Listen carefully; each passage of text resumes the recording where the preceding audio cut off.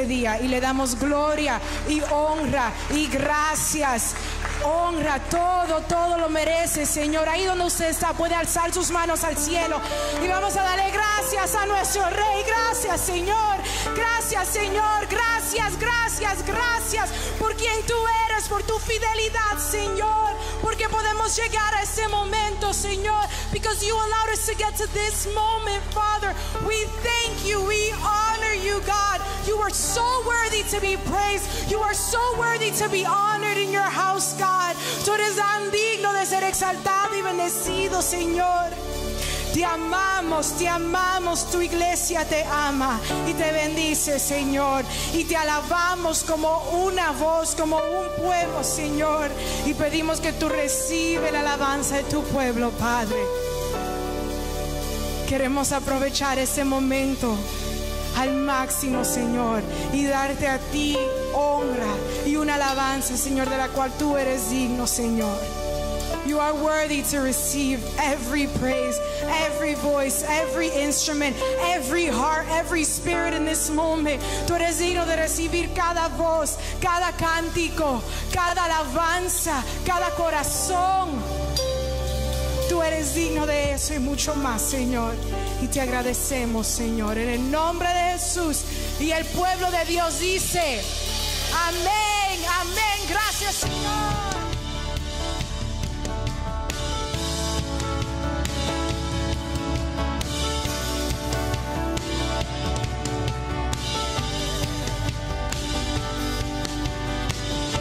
Presencia danzamos libres, cúbrenos con tu luz de amor, llévanos mucho más profundo, pues somos hijos del gran yo soy. Oh Dios, siempre con nosotros, susurrando restauración, haz de nuestro ser tu morada, tuyos somos. Tu iglesia clama hoy, abre los cielos con poder, enaltecido eres Dios, rompe tinieblas, brilla en gloria.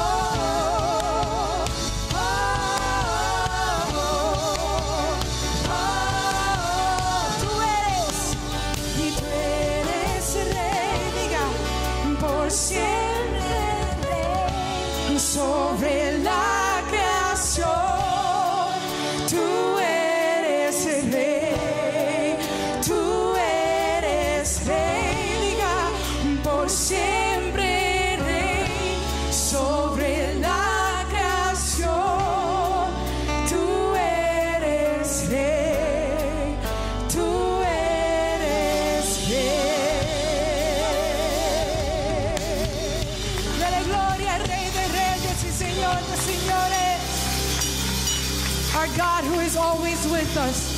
Our God who has proven himself to be faithful time and time again. We worship you, Jesus. We honor you. We glorify your name, God. Hallelujah.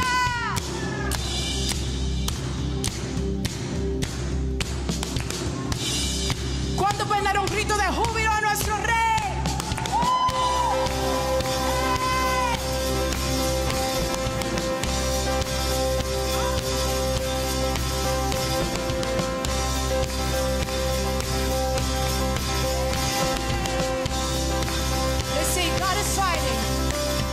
Fighting for us. God is on our side. He has overcome. Yes, he has overcome. We will not be shaken. We will not be moved. Jesus, you are here. Carrying our burdens, covering our shame. He has overcome. Yes, he has overcome. And we will not be shaken. We will not be moved. Jesus, you are here. Yeah. And I will live. I will not die. The resurrection power lies alive in me. And I am free in Jesus' name. Vamos a decir, lleva nuestra carga. Lleva nuestras cargas, nos libra del mal, suya es la victoria, ha vencido ya y no nos detendremos, no nos moveremos. Declárenlo, Cristo estás aquí, viviré, diga, viviré, no moriré por el poder de su nombre, Él vive en mí, soy libre al fin, solo en Jesús viviré y viviré, no moriré, su nombre yo levantaré, declaro hoy que sano soy, solo en Jesús.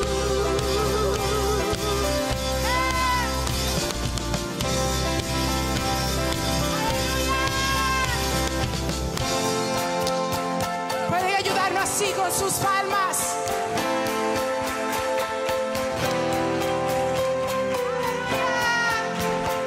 Esas palabras sienten que hay poder en él. Aleluya. Let's say God is fighting, and God is fighting for us, pushing back the darkness, lighting up the kingdom that cannot be shaken. In the name of Jesus, enemies defeated, and we will shout it out, shout it out. Vamos a decir, Dios es por nosotros, vence las tinieblas, su reino establece. Dígalo, no será movido, y en tu nombre, Cristo, cae el enemigo, y yo lo gritaré, gritaré, viviré, no moriré, por el poder de su nombre, Él vive en mí, soy libre al fin, solo en Jesús viviré, oh viviré, no moriré, su nombre yo levantaré, declaro hoy que sano. Vamos a declararlo, Dios es con nosotros, vence las tinieblas, su reino establece, no será movido, en tu nombre, Cristo, cae el enemigo, y yo lo gritaré, gritaré. Declara esa verdad, Dios es por nosotros, vence las tinieblas y su reino establece, no será movido, en tu nombre, Cristo, cae el enemigo, y yo lo gritaré, gritaré. Iglesia con toda su fuerza, Dios es por nosotros, vence las tinieblas, su reino establece, no será movido, en tu nombre, Cristo, cae el enemigo, y yo lo gritaré, gritaré.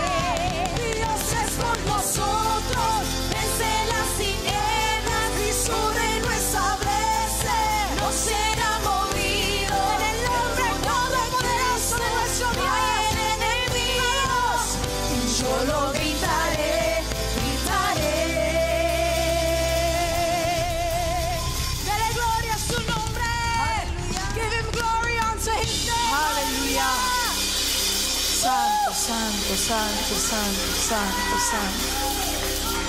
santo, santo, santo, santo es su nombre, Jesús. Santo, santo. Lo dice con nosotros, santo, santo, santo es su nombre, Jesús. Santo es su nombre, Jesús. Santo es su nombre, oh Dios. Santo es su nombre, Jesús. Aleluya, te exaltamos, Señor, por quien tú eres, merecedor de gloria y merecedor de honra, Jesús. Tú eres santo, santo, santo. Santo Dios. Tú eres bueno, Señor. Tú siempre has sido bueno. Has sido bueno con nosotros, Señor. Gracias por tu bondad, Padre. Esa bondad que nos rescató, Señor. Esa bondad que nos has levantado, Padre, que nos has restaurado. Santo es su nombre, Jesús. Aleluya. Santo es su nombre, Jesús. Hermanos, le invito a que levante sus manos ahí.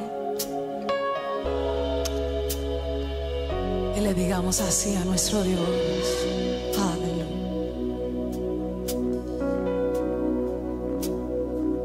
Santo es su nombre, Dios. Gracias, Señor.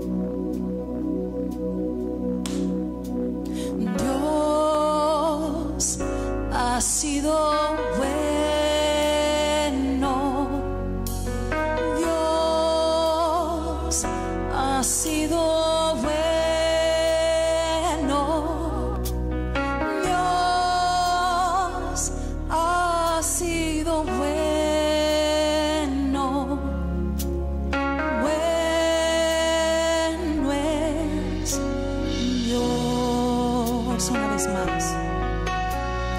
Dios ha sido bueno. Oh Dios, tú has sido bueno. Dios, tú has sido bueno. ¿Cuántas veces debo perdonar? Sí. ¿Cuántas veces debo perdonar? ¿Se ha hecho usted alguna vez la misma pregunta? ¿Sí se la ha hecho? ¿Hasta cuántas veces perdonaré al hermano que peca contra mí? ¿Cuánto es lo justo, lo prudente, lo adecuado, lo bíblico? Porque, caramba, todo debe tener un límite, ¿no? Analicemos el pasaje bíblico que quisiéramos tocar hoy, de Mateo 18. Y entonces demos respuesta a esta pregunta y veamos cómo Jesús contestó la misma. Pero antes permítanme, por favor, orar. Señor, gracias por darnos esta oportunidad de reencontrarnos y reencontrarnos con tu palabra. Seguimos pensando en tus enseñanzas sobre el perdón y pedimos que seas con nosotros, que nos guíes y nos ilumines. En el nombre de Jesús. Amén. ¿Cuántas veces perdonaré? ¿Cuántas veces debo perdonar? ¿Cuántas veces debo yo perdonar? Vamos entonces a abrir nuestras Biblias a Mateo, capítulo 18, y empezamos nuestra lectura en el verso 15. Por tanto, si tu hermano peca contra ti, ve y repréndele estando tú y él solos. Si te oyere, has ganado a tu hermano. Mas si no te oyere, toma aún contigo a uno o dos más, que en boca de 2 o 3 testigos conste toda palabra. Si no los oyere a ellos, dilo a la iglesia. Y si no oyere a la iglesia, tenle por gentil y publicano. El verso 21. Entonces se le acercó Pedro y le dijo: Señor, ¿cuántas veces perdonaré a mi hermano que peque contra mí? ¿Hasta 7? El verso 22, Jesús le contestó: no te digo hasta 7, sino hasta 70 veces 7. Como ustedes saben, me gusta decir que es más fácil llevarse bien con las personas que viven más lejos de nosotros. Esa distancia con frecuencia tiende a minimizar los conflictos. pero es un desafío mayor estar en paz con los que están más cerca. Esto es porque con frecuencia hay fricciones. Decimos que por eso es que le echamos aceite o lubricante al motor de los autos, porque las piezas están muy cerca y se mueven a gran velocidad y eso produce fricción.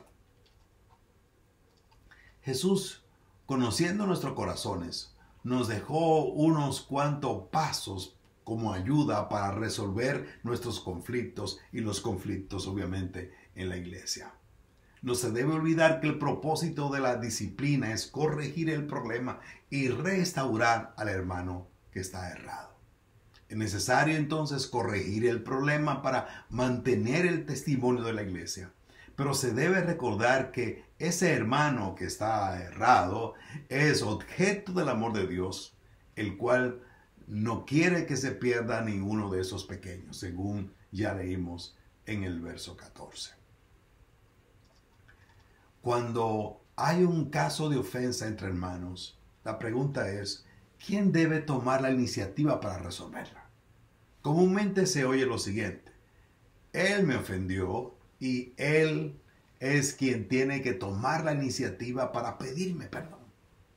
Sin embargo, Jesús hace responsable al hermano ofendido y no al que ofendió para iniciar el proceso de la reconciliación. Hay por lo menos dos razones prácticas para eso. El que ofendió frecuentemente lo hizo sin saberlo, o realmente tal vez no hubo ofensa.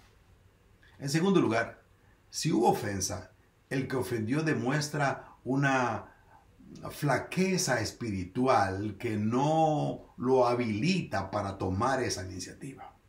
Entonces, el ofendido puede estar en mejor condición espiritual y debe entonces procurar dar el primer paso. En el comentario Mundo Hispano encontramos un resumen de esos 4 pasos que la Biblia lo menciona. El primero de los 4 pasos que Jesús recomienda se trata de un encuentro privado entre el ofendido y el ofensor. Hay una serie de consideraciones que el ofendido debe tomar en cuenta antes del encuentro privado. No debe comentar la ofensa a otros, debe procurar con diligencia, no dejando que el asunto crezca y se vuelva mucho más difícil. Debe asegurarse que su propósito sea completamente bíblico. Gana a su hermano por medio de la reconciliación y la restauración a la armonía fraternal. Debe entonces arreglar el encuentro en un lugar y en un tiempo que sea común con el que esté de acuerdo la otra persona. Debe evitar un espíritu crítico, un espíritu de superioridad, un espíritu de condenación. El ofendido debe enfatizar el efecto de la ofensa en su propia vida y quizá en la iglesia, en vez de enfatizar la falta del que ofendió. Si no logra la reconciliación en este primer paso, cada paso siguiente será más difícil y, créame, más problemático. De todas maneras, el segundo paso, habiendo fracasado el primero, indica que el ofendido debe escoger 1 o 2 hermanos espiritualmente maduros que gocen de la confianza y de la amistad del que ofendió, y debe entonces arreglar un encuentro con el ofendido y llevar estos testigos. Ahora bien, el propósito de los testigos es triple: escuchar en la forma más objetiva el planteamiento de las 2 partes, exhortar al hermano errado si consideran que es culpable y llevar el informe a la iglesia si esto es necesario hacerlo. El tercer paso, y este tercer paso es habiendo fracasado el primero y el segundo, involucra entonces llevar el caso a la iglesia en pleno para que toda la iglesia esté informada y pueda opinar y votar. Y los testigos podrán entonces asegurarse de que la iglesia conoce los hechos y puede entonces opinar. Cuando fracasa el primero, el segundo y el tercer paso, vamos al cuarto paso. Como ya he dicho, habiendo fracasado los otros se hace entonces responsable a la iglesia de excluir a ese hermano, porque su actitud estaría demostrando que no pertenece realmente a la comunión de la iglesia. Es decir, mis amados, que la falta de perdón es una evidencia de una falsa vida espiritual. Esta actitud desconoce el principio bíblico del perdón. En el verso 21 encontramos que nos narra que Pedro, pensando o estando inquieto, quiero imaginarme lo que está inquieto sobre lo que ha escuchado de su Señor, hace entonces aquella famosa pregunta. Veamos lo que nos dice el verso 21. El verso 21 dice: entonces se le acercó Pedro y le dijo: Señor, ¿cuántas veces perdonaré a mi hermano que peque contra mí? ¿Hasta 7? El verso 22 Jesús responde: no te digo hasta 7, sino hasta 70 veces 7. Le debemos mucho, creo que sí, como otros han comentado, nosotros le debemos mucho a esa facilidad de palabra que tenía el apóstol, y que una y otra vez hizo preguntas, dijo cosas que movieron entonces al Señor a dar enseñanzas que son inmortales. En esta ocasión, Pedro se creía, tal vez, me parece a mí, se creía que estaba siendo muy generoso, sumamente generoso. La pregunta a Jesús te revela que tal vez él está pensando eso. Porque él pregunta: Señor, ¿cuántas veces debo perdonar a mi hermano que me ofende? Es decir, ya tengo claro que debo hacerlo, ya tengo claro cómo debo hacerlo, pero ¿cuántas veces? Y otra vez volvemos a la pregunta, también se la ha hecho usted. ¿Cuántas veces debemos perdonar a nuestro hermano que nos ofende? ¿Cuántas veces? ¿Hasta 7 veces? Pedro, créame, no estaba tan despistado, porque la enseñanza de los rabinos era más o menos esa. De hecho, mucho menos, mucho menos. El comentarista William Barclay cita al rabí Joseph ben Ajuda, que decía: si uno comete una ofensa una vez, se le perdona. Si comete una ofensa una segunda vez, se le perdona. Si comete una ofensa una tercera vez, se le perdona. Pero la cuarta vez ya no se le perdona. Así que los mismos rabíes, maestros de la ley, entendían que había que perdonar 3 veces. Que era saludable, que estaba perfectamente perdonar 3 veces. Es muy probable que esta idea surja de unas menciones bíblicas en el libro de Amós, capítulo 1, capítulo 1, el verso 3, el verso 6 y el verso 9. Permítanme leerlo para ustedes. Dice: así ha dicho Jehová, por 3 pecados de Damasco, y por el 4º no revocaré su castigo, porque trillaron a Galaad con trillos de hierro. El verso 6. Así ha dicho Jehová, por 3 pecados de Gaza, y por el 4º no revocaré su castigo, porque llevó cautivo a todo un pueblo para entregarlo a Edom. Y en el verso 9 encontramos: así ha dicho Jehová, por 3 pecados de Tiro, y por el 4º no revocaré su castigo, porque enfrentaron a todo un pueblo, o llevaron o entregaron a todo un pueblo cautivo a Edom, y no se acordaron del pacto de hermanos. No sé cómo llegaron a esa conclusión, pero cuando el Señor dice que por 3 y aún por el cuarto castigo, de allí se deducía que el perdón que Dios extendía era hasta la 4ª ocasión que había una ofensa. Y que entonces a la 4ª o después de la 4ª venía el castigo sobre el pecador. Entonces, una persona no podía ser más tolerante que Dios. Así que si el perdón de Dios se limitaba a 4, pues perfectamente el perdón del creyente podía limitarse a 3. Así que cuando Pedro dice, Señor, hasta 7, él está yendo muy por encima de la creencia popular. Él está yendo muy por encima de la enseñanza de los rabinos, que decían 3 veces, no más, 3 veces. Y Pedro duplica esto y aún más, digamos, añade una propina personal y llega al majestuoso número 7. Y pregunta entonces, Señor, ¿cuántas veces perdonaré a mi hermano que peca contra mí? ¿Hasta 7 veces? Y créanme, nos preguntamos, o más bien pensamos, ¿qué estaría en la mente de Pedro? Tal vez esperaba una felicitación de su maestro, porque mire, iba por encima, no solo doblaba el promedio del perdón tal como se enseñaba. Y dice, Señor, 7 veces. Oiga, parecía bastante. Tal vez se esperaba entonces una palabra de reconocimiento, una palabra de estímulo o hasta alguna palabra de felicitación por parte de Jesús.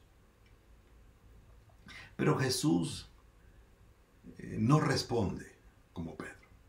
O empieza a responder en la misma calidad, la misma manera de Pedro.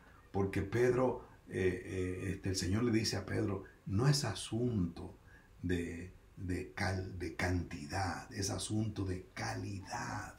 Es una cuestión importante el perdón. Y le dice, no te estoy diciendo que 7 veces, sino 70 veces 7. Jesús entonces contó la historia del siervo a quien se le había perdonado una gran deuda y que tan pronto como se vio libre, trató despiadadamente a un consiervo que le debía una miseria, una cantidad, pero muchísimo, dejemos el muchísimo, una cantidad mucho, pero mucho menor que la que le había sido perdonada por su amo. Y que entonces, al no hacerlo, recibe la condenación por su actitud. Esta parábola, de hecho, enseña ciertas lecciones que Jesús siempre repetía en cuanto al perdón. La próxima semana veremos en detalles esta parábola. Ahora bien, recordemos el énfasis de esta enseñanza frente a la pregunta de Pedro. Señor, ¿cuántas veces voy a perdonar? Mis amados, Cristo enseña sobre el perdón y Él enseña que es imprescindible perdonar para ser perdonado. Que el que no está dispuesto a perdonar a sus semejantes no puede esperar que Dios le perdone a él. Y podemos recordar Mateo capítulo 5, el verso 7, donde Jesús dice, bienaventurados los misericordiosos, porque ellos alcanzarán misericordia. Escuche bien, bienaventurados los misericordiosos, porque esos que actúan en misericordia alcanzarán como respuesta también la misericordia divina. Esa es la idea. Como ya hemos visto en esta serie, sobre el perdón, inmediatamente después que el Señor enseñó a sus discípulos sobre la oración, capítulo 6 de Mateo, Jesús expuso o explica una de esas peticiones. Porque si perdonáis a los hombres sus ofensas, vuestro Padre Celestial también os perdonará. Pero si no perdonáis a los demás sus ofensas, tampoco vuestro Padre os perdonará las vuestras. Capítulo 6 de Mateo, del verso 14, verso 15, y ese es el contexto. El Señor nos enseña una vez más, mis amados, como ya hemos visto, que yo no debo esperar perdón si yo no estoy dispuesto a perdonar.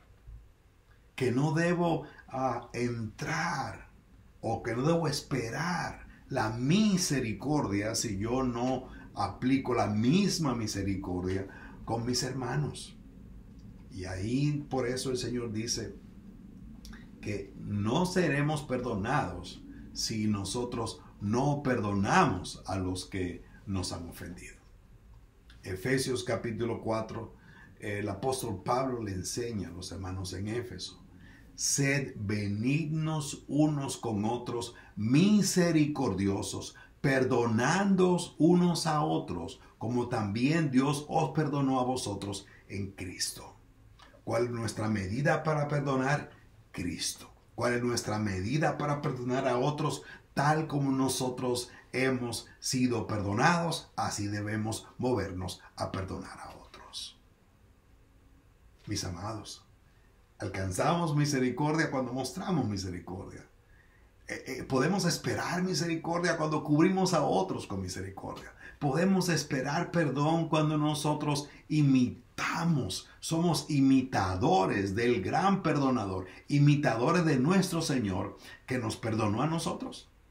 Y entonces se convierte en una medida.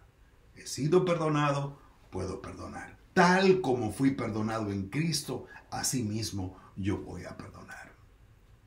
Y Santiago capítulo 2, el verso 13, podemos recordar esas palabras del Señor. Porque juicio sin misericordia, escúcheme, juicio sin misericordia se hará con aquel que no hiciere misericordia. Y la misericordia triunfa sobre el juicio. Santiago dice: no espere misericordia quien no ha tenido misericordia. Porque juicio sin misericordia se hará con aquel que no hiciera misericordia. Entonces, regresemos a aquella pregunta de Pedro que le hizo a Jesús. El verso 21 de Mateo 18. Entonces se le acercó Pedro y le dijo: Señor, ¿cuántas veces perdonaré a mi hermano que peque contra mí? ¿Hasta 7? Jesús le dijo: no te digo hasta 7, sino aún hasta 70 veces 7. Otra vez, no estamos hablando de 490 veces y que después de eso se acabó el perdón. El Señor no quiere decir eso. El Señor no está hablando de cantidad. Otra vez, está hablando de cualidad. Está hablando de la calidad del perdón. Lo que realmente Jesús está diciendo es: el perdón no tiene fin.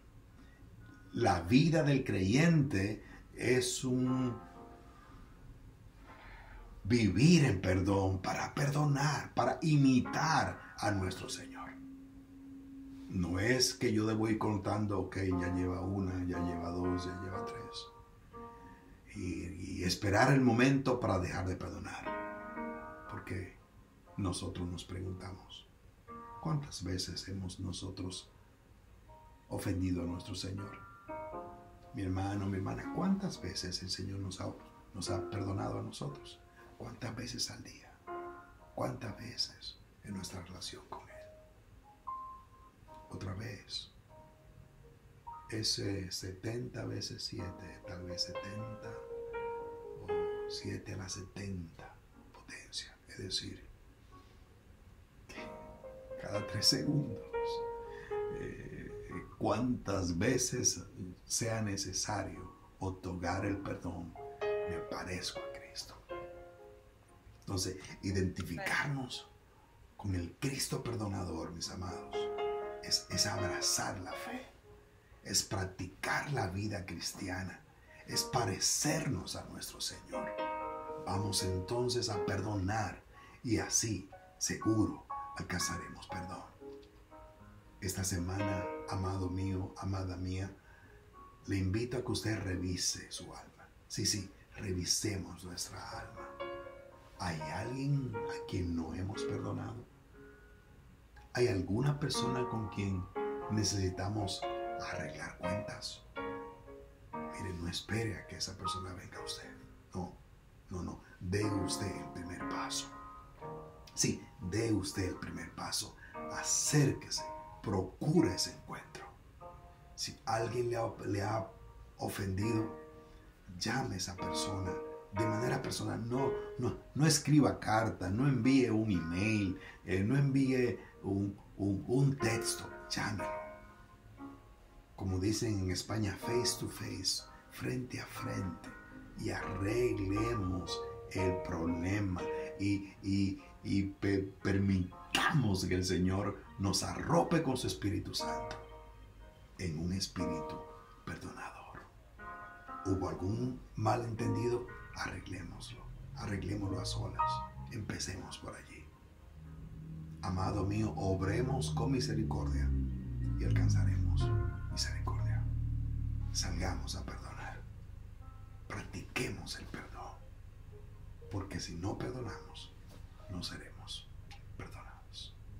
Que la gracia del Señor sea con cada uno de ustedes. Y si aún no conoce el perdón que Cristo Jesús da, le animo a que corra a Jesús. El Padre, en su infinito amor, envió a su único Hijo para perdonarlo a usted y perdonarme a mí. Cristo murió en la cruz del Calvario para pagar por mi pecado. Y así fui perdonado. Y así usted también puede en esta misma hora ser perdonado. Corra a Cristo, corra a Él y encontrará a un Cristo perdonador que quiere restaurar su vida, que quiere reconciliarlo con el Padre para que todos lleguemos a ser hijos adoptados por el Padre. Y una vez perdonados, practiquemos este perdón. Hagámoslo hoy, hagámoslo ahora, en el nombre de Cristo Jesús. Que la paz de Dios sea con su vida, que la paz de Dios sea con usted. Gracias, Señor, en el nombre de Cristo.